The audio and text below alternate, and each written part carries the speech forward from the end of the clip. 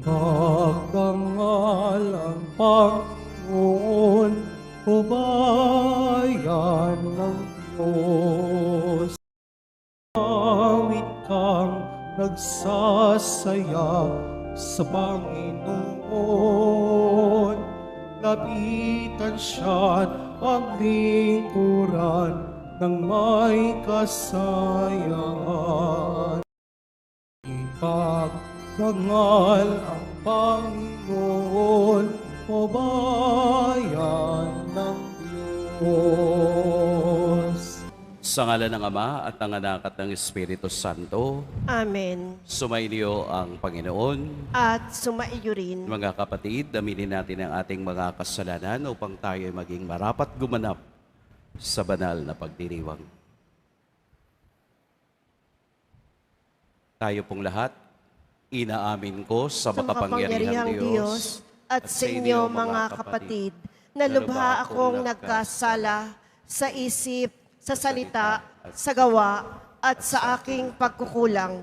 Kaya isinasamo ko sa mahal na Birheng Maria, sa lahat ng mga anghel at mga banal, at sa inyo mga kapatid, na ako'y ipanalangin sa Panginoong ating Diyos. Kawaan tayo ng makapangyarihang Diyos, patawarin tayo sa ating mga kasalanan, at patnubayan tayo sa buhay na walang hanggan. Amen. Panginoon, kaawaan mo kami. Panginoon, kaawaan mo kami. Kristo, kaawaan mo kami. Kristo, kaawaan mo kami. Panginoon, kaawaan mo kami. Panginoon, kaawaan mo kami. Manalangin tayo. Ama naming makapangyarihan, ang pananampalataya, pag-asa at pag-ibig namin ay iyong dagdagan at gawin mong mahalin namin ang iyong mga kautusan upang sa mga pangako mo kami maging dapat makinabang sa pamamagitan ni Hesukristo kasama ng Espiritu Santo magpas sa walang hanggan. Amen. Magsiupo muna po ang lahat. Pagbasa mula sa sulat ni Apostol San Pablo sa mga taga-Roma. Mga kapatid, tinutulungan tayo ng Espiritu sa ating kahinaan. Hindi tayo marunong manalangin ng wasto. Kaya't ang Espiritu ang lumuluhog para sa atin sa paraang di magagawa ng pananalita. At nauunawaan ng Diyos na nakasasaliksik sa puso ng tao ang ibig sabihin ng Espiritu, sapagkat ang Espiritu ay lumuluhog para sa mga banal, ayon sa kalooban ng Diyos. Alam nating sa lahat ng bagay, ang Diyos ay gumagawang kasama ang mga nagmamahal sa Kanya. Ang mga tinawag ayon sa Kanyang panukala, sa kanilang ikabubuti, sapagkat sa mula't mula pa ay alam na ng Diyos kung sino ang sa Kanya. At ang mga ito ay itinalaga niyang maging tulad ng Kanyang anak. At sa gayon, naging panganay natin siya. At ang mga itinalaga niya noong una pa ay Kanyang tinawag. Ang mga tinawag niya ay Kanya ring pinawalang sala, at ang Kanyang mga pinawalang sala ay Kanya namang binigyan ng karangalan. Ang salita ng Diyos. Salamat sa Diyos. Lubos akong nananalig sa matapat mong pag-ibig. Lubos akong nananalig sa matapat mong pag-ibig. Tunghayan mo at tugunin, o poon na aking Diyos. Ibalik mo ang lakas ko at nang hininga ay di malagot. Ang palalong kaaway ko ay huwag bayaan na maghambog at malugod na sabihin, nagapi ko siyang lubos. Lubos akong nananalig sa matapat mong pag-ibig. Lubos akong nananalig sa pag-ibig mong matapat. Nagagalak ang puso ko dahil sa iyong pagliligtas. Aawitan kita, poon, aawitang buong galak. dahilan sa kabutihang sa akin ay iginawad. Lubos akong nananalig sa matapat mong pag-ibig. Magsitayo na po ang lahat.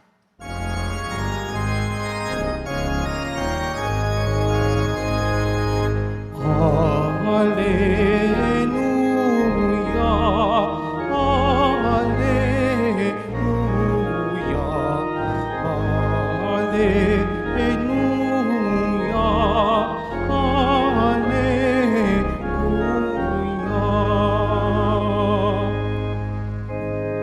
Tayo'y tinawag ng Diyos upang magningning na lubos sa ngalan ni Kristo Jesus. Hallelujah, Hallelujah, Hallelujah.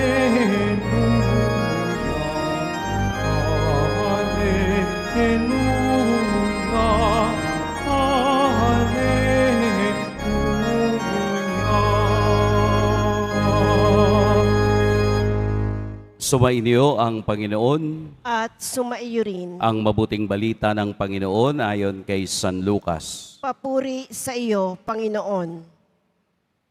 Noong panahong iyon, nagpatuloy si Jesus sa kaniyang paglalakbay. Siya'y nagtuturo sa bawat bayan at nayon na kaniyang dinaraanan patungong Jerusalem. May isang taong nagtanong sa kaniya, "Ginoo, kakaunti po ba ang maliligtas?" Sinabi niya, "Pagsikapan ninyong pumasok sa makipot na pintuan. Sinasabi ko sa inyo, marami ang magpipilit na pumasok, ngunit hindi makapapasok. Kapag ang pinto'y isinara na ng puno ng sambahayan, magtitiis kayong nakatayo sa labas at katok ng katok. Sasabihin ninyo, Panginoon, papasukin po ninyo kami." Sasagutin niya kayo, "Hindi ko alam kung taga saan kayo." At sasabihin ninyo, "Kumain po kami at uminom na kasalo ninyo, at nagturo pa kayo sa mga lansangan namin." Sasabihin naman ng Panginoon, "Hindi ko alam kung taga saan kayo. Lumayo kayo sa akin, kayong lahat na nagsisigawa ng masama." Tatangis kayo at magngangalit ang inyong ngipin kapag nakita ninyong nasa kaharian ng Diyos sina Abraham, Isaac at Jacob at ang lahat ng propeta, at kayo na may ipinagtatabuyan sa labas. At darating ang mga tao buhat sa silangan at kanluran, sa hilaga at timog, at dudulog sa hapag sa kaharian ng Diyos. Tunay ngang may nahuhuling mauuna at may nauunang mahuhuli. Mga kapatid, ang mabuting balita ng Panginoon. Pinupuri ka namin, Panginoong Heso Kristo. Magsiupo muna po ang lahat. Magandang umaga po sa lahat. Nakabasa po ako ng isang joke. Gusto ko pong ikwento sa inyo yung joke. Hindi ko lang alam kung matatawa kayo, ha? May isang tao na nagtanim ng mga pinya at papaya. Pagkatapos ng mahabang panahon o buwan, dumating na yung pag-aani ng kaniyang pinya at papaya. Habang siya ay nag-aani, dumating yung kaniyang isang kumpare. Sabi nung kumpare, "Pre, baka pwede akong makahingi ng papaya at ng matamis na pineapple." Sabi nung nagtanim, "Bakit ka manghihingi? Nasaan ako nang ako'y nagtatanim? Nasaan ako nang ginagapasan ko ng damo, yung sa mainit na araw? Nasaan ka nung inaalagaan ko yan at aking dinididigan? Ngayon, nung mag-aani na, gusto mo nang hihingi ka na lang?" Sumagot yung nanghihingi, nung time na ikaw ay nagpapagod, nakakulong ako, pare. Kasi nakapatay ako ng taong madamot. Parang kung titingnan natin yung kwento, parang tama naman yung magsasaka. Tama naman yung nagtanim ng pinya at ng kaniyang papaya. Hindi ka naman kasama doon sa aking paghihirap eh. Bakit sasama ka doon sa pag-aani? Kumbaga parang ang tawag sa'yo, balasubas. Ang tawag sa'yo, sumasakay ka lamang doon sa tagumpay ng iba. Bakit ko po kinukwento sa inyo? Ang Ebanghelyo ay tumatalakay sa kaligtasan na dapat gawin ng tao. Hindi automatic ang kaligtasan. Bagamat tayo'y nailigtas na ng Diyos, nailigtas na ni Kristo sa kaniyang kamatayan sa krus, meron pa rin tayong dapat gawin. Kaya nga ang sabi sa Ebanghelyo, pag sumikapan ninyo mula sa pananampalataya, mayroong pagsasabuhay. Isasabuhay mo ang pananampalatayang meron ka upang ikaw ay makapasok sa makipot na pintuan. Ano ang nagiging kasalanan ng tao? Bakit sa Ebanghelyo sinasabing kakaunti lamang ang maliligtas? Marami ang magnanais pumasok, pero konti lamang ang makapapasok. Anong kasalanan ng tao? Ang Diyos sa ating kaalaman ay totoong mapagmahal. Ang Diyos ay totoong maawain. Ang Diyos ay totoong mapagpatawad. Ang Diyos ay totoong bukal ng pagbibiyaya at larawan ng himala. Totoo yan. Anong nagiging problema? Ang nagiging problema ay sa atin. Nagkakaroon tayo ng sin of presumption. Ano po yung sin of presumption? Yun bang akala natin, sa pantahan natin, akala natin kapag tayo'y nagsisimba, ay iyon na ang kaligtasan. Akala natin kung tayo'y hindi gumagawa ng masama, iyon na ang kaligtasan. Ang presumption sa atin, nag-aakala tayo sa isang bagay na hindi pa natin hawak. Ano yun? Kaligtasan. Dahil kailangan nating pagsumikapan. Mayroong proseso, progressive ang paghahanap sa ating kaligtasan. Hindi natatapos sa pananampalataya kung hindi tumutuloy sa klase ng pamumuhay na meron tayo. Yung sin of presumption ay napakadali pong maunawaan. Yun bang mayroon ba kong kasalanang ayaw na ayaw kong alisin sa aking sarili? Pero naniniwala ako sa Diyos. Pero sa kabila ng paniniwala mo sa Diyos, patuloy mo pa rin ginagawa paulit-ulit ang kaparehong kasalanan. Kaya nagkakaroon tayo ng sin of presumption.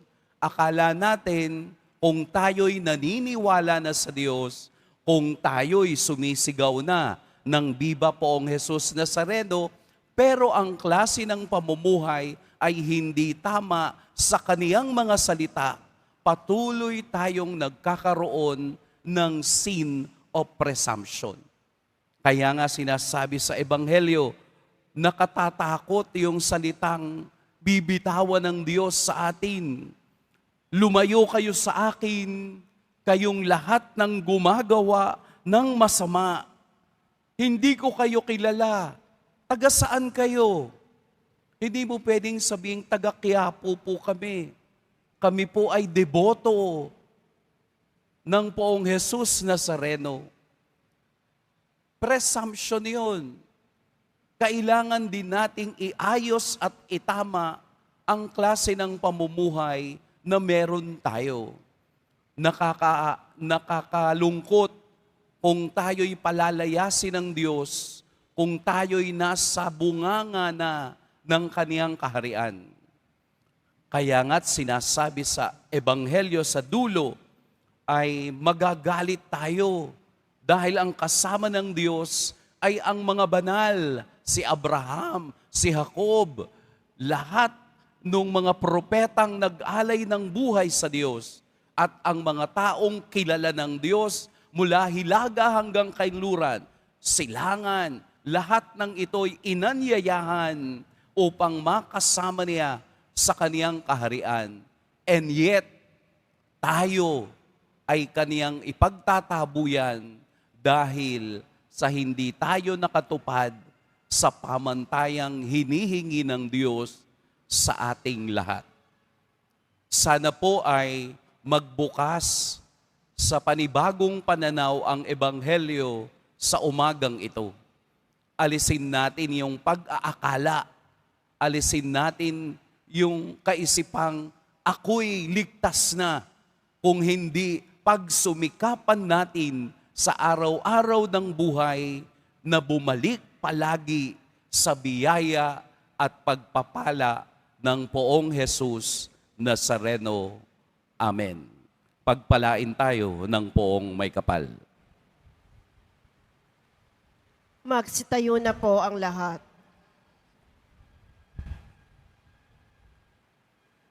Atin pong darasalin ang Oratio Imperata para sa katapatan, katotohanan at katarungan. Amang makapangyarihan sa lahat, ikaw ang gumabay sa iyong bayan mula sa pagkaalipin bilang haliging ulap sa araw at haliging apoy sa gabi. Sa panahong ito ng panlilinlang at katiwalian na bumabalot sa aming bayan, ipamalas mo sa amin ang iyong liwanag na nagtataboy sa lahat ng dilim. Inaamin namin kami rin ay madalas lumalakad sa kadiliman. Sa aming pananahimik, pagkikipit-balikat at kawalang pakialam, hinayaan naming lumaganap ang kasinungalingan at umusbong ang katiwalian. Patawarin mo kami, Panginoon, at linisin mo ang aming mga puso sa kasalanang bumubulag at sumisira, kasalanang umaagaw ng pagkain sa may hirap at ng pag-asa sa buong bayan. Ipagkaloob mo sa amin ang mga pinunong kawangis ng puso ng iyong anak, mga pastol na handang maglingkod, hindi mga lobong sumisila. Sa kapangyarihan ng iyong banal na espiritu, bigyan mo kami ng lakas ng loob na itakwil ang kasinungalingan, ibunyag ang pandaraya, igiit ang katarungan, at ipagtanggol ang katotohanan sa lahat ng aming gawain, pampubliko man o pansarili, upang ang katapatan ay dumaloy sa aming lupain tulad ng ilog, at ang katwiran ay rumagasa na parang malakas na agos. O Diyos ng katarungan at habag, gawin mong ubasan ang kabutihan ng aming bayan, hindi laso ng kasakiman, manipulasyon at pagkamakasarili, kundi pagyamani ng katapatan, malasakit at pag-ibig. Hinihiling namin ito sa pamamagitan ni Kristo na aming Panginoon. Amen. Amen. Maria, salaminang katwiran. Ipanalangin mo kami. San Miguel Arcangel, Ipanalangin mo kami. San Lorenzo Ruiz at San Pedro Calungsod, Ipanalangin ninyo kami. Magsiupo muna po ang lahat.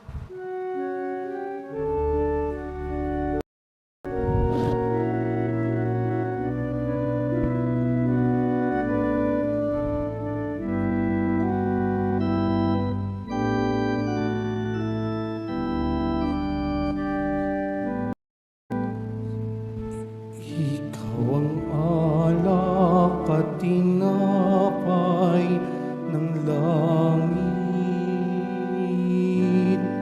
Ikaw ang kaligtasan aming nakamit. Pagsamo ng iyong bayay pakinggan.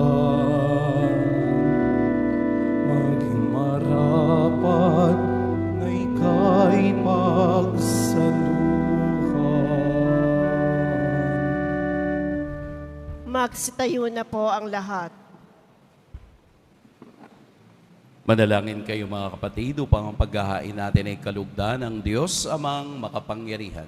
Tanggapin nawa ng Panginoon itong paghahain sa iyong mga kamay, sa kapurihan niya at karangalan, sa ating kapakinabangan at sa buong sambayanan niyang banal.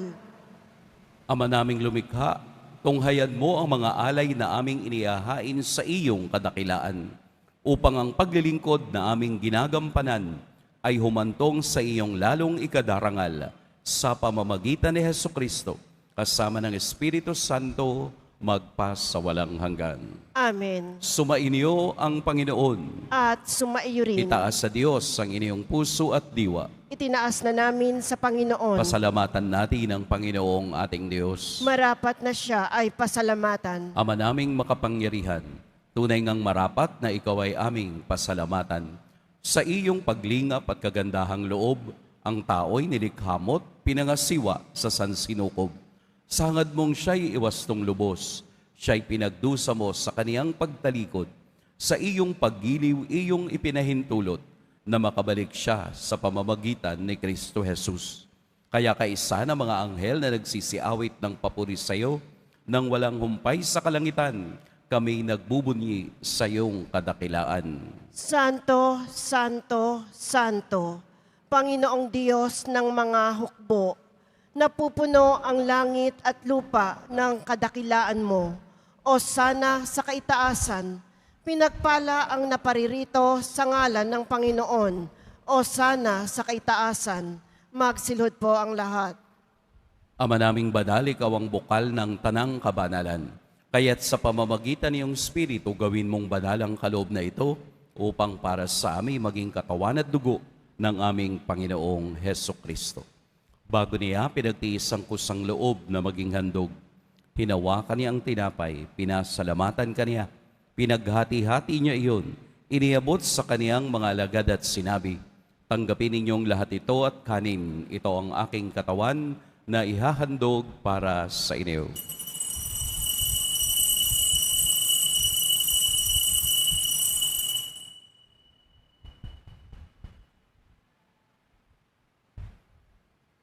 Gayun din naman, noong matapos ang hapunan, hinawakan niya ang kalis, muli kaniyang pinasalamatan, inabot niya ang kalis sa kaniyang mga alagad at sinabi, tanggapin ninyong lahat ito at inumin, ito ang kalis ng aking dugo, ng bago at walang hanggang tipan.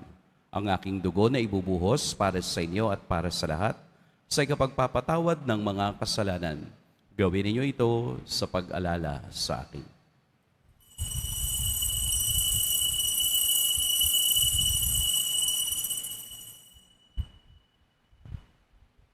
Magsitayo na po ang lahat. Ipagbunyi natin ang misteryo ng pananampalataya. Si Kristo'y namatay, si Kristo'y nabuhay, si Kristo'y babalik sa wakas ng panahon. Ama, ginagawa namin ngayon ang pag-alala sa pagkamatay at muling pagkabuhay ng iyong anak.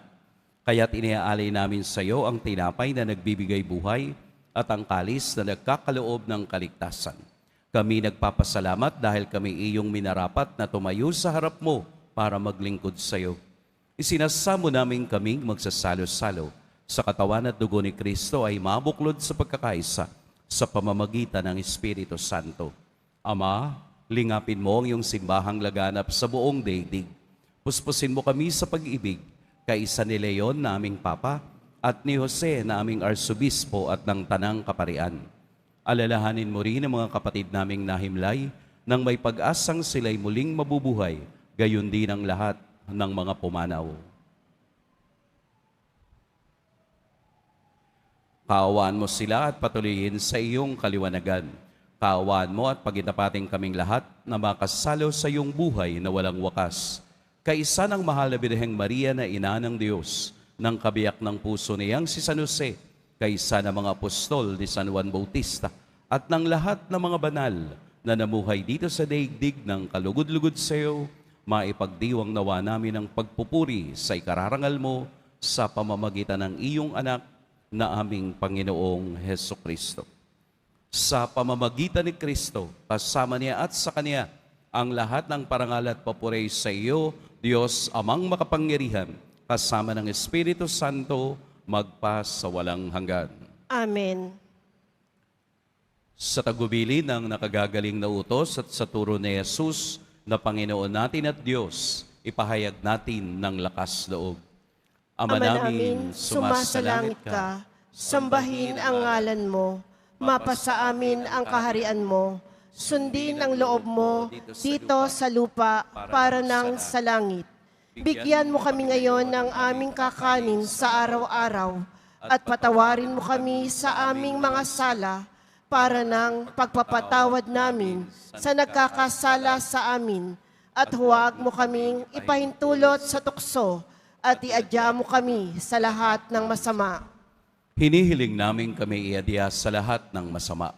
Pagkalooban ng kapayapaan araw-araw, iligtas sa kasalanan at ilayo sa lahat ng kapahamakan, samantalang aming pinananabikan ang dakilang araw ng pagpapahayag ng tagapagligtas naming si Heso Kristo. Sapagkat iyo ang kaharian at ang kapangyarihan at ang kapurihan magpakailanman. Amen. Panginoong Heso Kristo, sinabi mo sa iyong mga apostol, kapayapaan ang iniiwan ko sa inyo, ang aking kapayapaan ang ibinibigay ko sa inyo. Tunghayan mo ang aming pananampalataya at huwag ang aming pagkakasala. Pagkalooban mo kami ng kapayapaan at pagkakaisa ayon sa iyong kalooban, kasama ng Espiritu Santo, magpa sa walang hanggan. Amen. Ang kapayapaan ng Panginoon naway laging sumainyong lahat.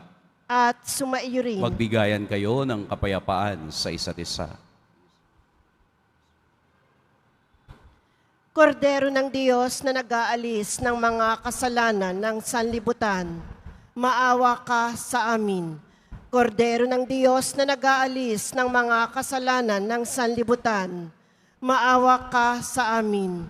Kordero ng Diyos na nag-aalis ng mga kasalanan ng sanlibutan, ipagkaloob mo sa amin ang kapayapaan. Magsilod po ang lahat. Ito ang kordero ng Diyos, ito ang nag-aalis ng kasalanan ng sanlibutan. Mapalad ang mga inaanyayahan sa kaniyang piging. Panginoon, hindi ako karapat-dapat na magpatuloy sa iyo, ngunit sa isang salita mo lamang ay gagaling na ako.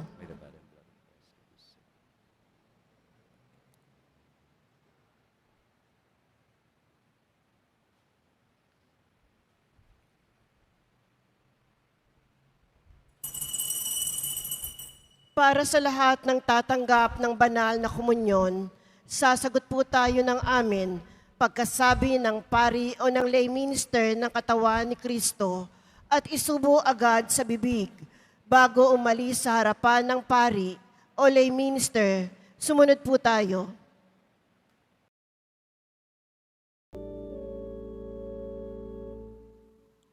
You are my hope and my strength. You guide me and embrace me with your love. You gave your life, save me from sins. Jesus, my Savior, my Lord. I will proclaim that you are my God, the God of mercy, giver of love. I will submit my life to you, to serve you with all of my heart. You are my hope and my strength. You guide me and embrace me with your love. You gave your life to save me from sins. Jesus, my Savior, my Lord.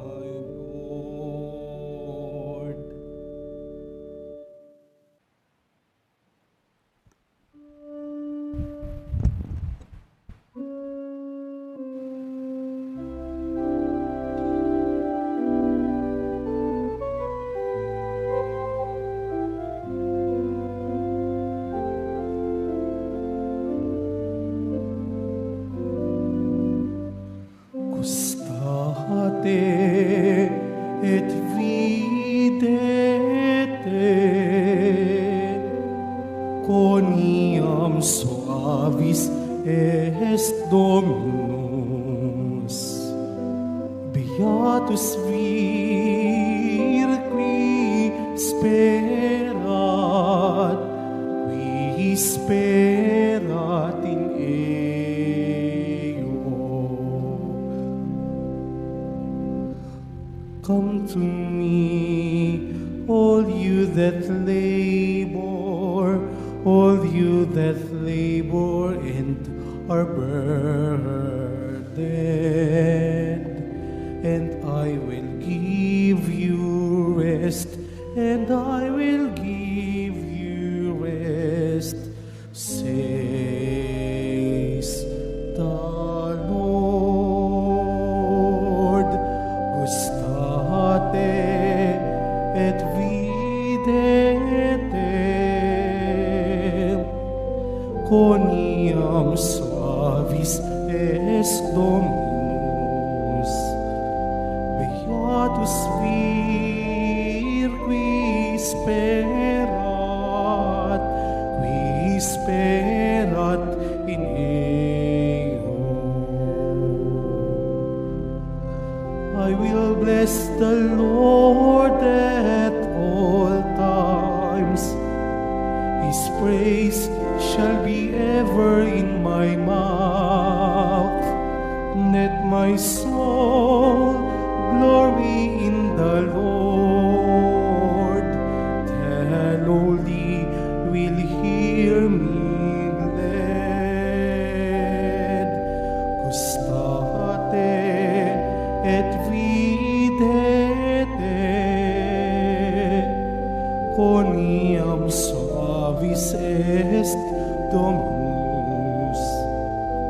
Beatus vir qui sperat in eo. Glorify the Lord with me. Let us together extol His name. I sought the Lord, and He answered me, and delivered me from all my fears. Gustate et videte coniam suavis est Dominus. Beatus vir qui sperat in eo.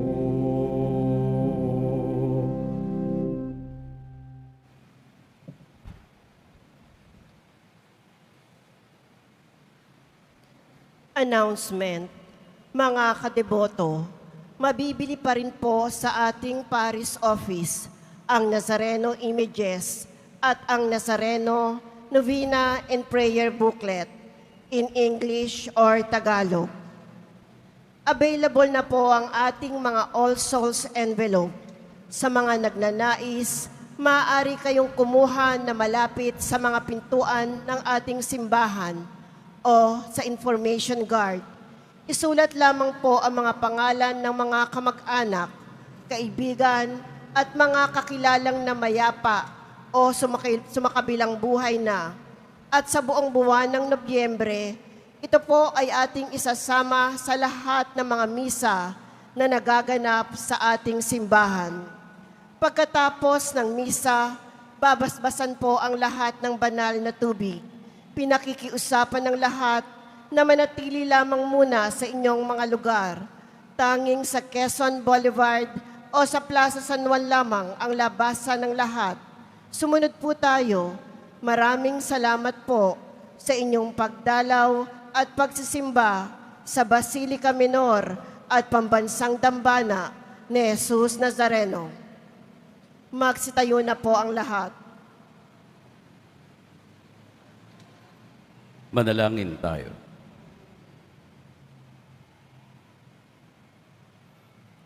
Ama naming mapagmahal, maging lubos nawa ang aming pakikinabang sa tinanggap namin sa biking mong banal, upang ang aming ginanap ng lantaran ay siyang aming makamtang tunay sa pamamagitan ni Hesukristo, kasama ng Espiritu Santo, magpa sa walang hanggan. Amen. Sumainyo ang Panginoon. At sumaiyo rin. Yumuko kayo para sa pagbabasbas.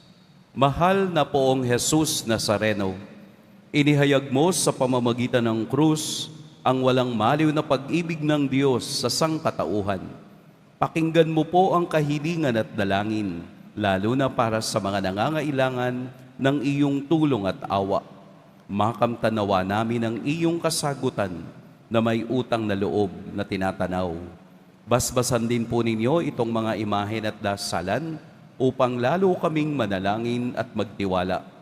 Sa pamamagitan ng bendisyon na ito, naway lalo kaming maging mapaglingkod, masunurin at tapat sa iyo na aming malwalhating Panginoon magpa sa walang hanggan. Amen. At pagpalain kayo ng makapangyarihan at mapagmahal na Diyos, ang Ama at Anak at Espiritu Santo. Amen. Pumayo kayong taglayang kapayapaan ng poong Jesus Nazareno. Salamat sa Diyos. Nuestro Padre Jesus Nazareno, sinasamba ka namin. Pinipintuho ka namin. Aral mo ang aming buhay at kaligtasan. Nuestro Padre Jesus Nazareno, iligtas mo kami sa kasalanan. Ang krus mong kinamatayan ay sagisag ng aming kaligtasan. Nuestro Padre Jesus Nazareno, dinarangal ka namin. Nuestro Padre Jesus Nazareno, nilulwalhati ka namin. Nuestro Padre Jesus Nazareno, dinarangal ka namin. Nuestro Padre Jesus Nazareno, nilulwalhati ka namin.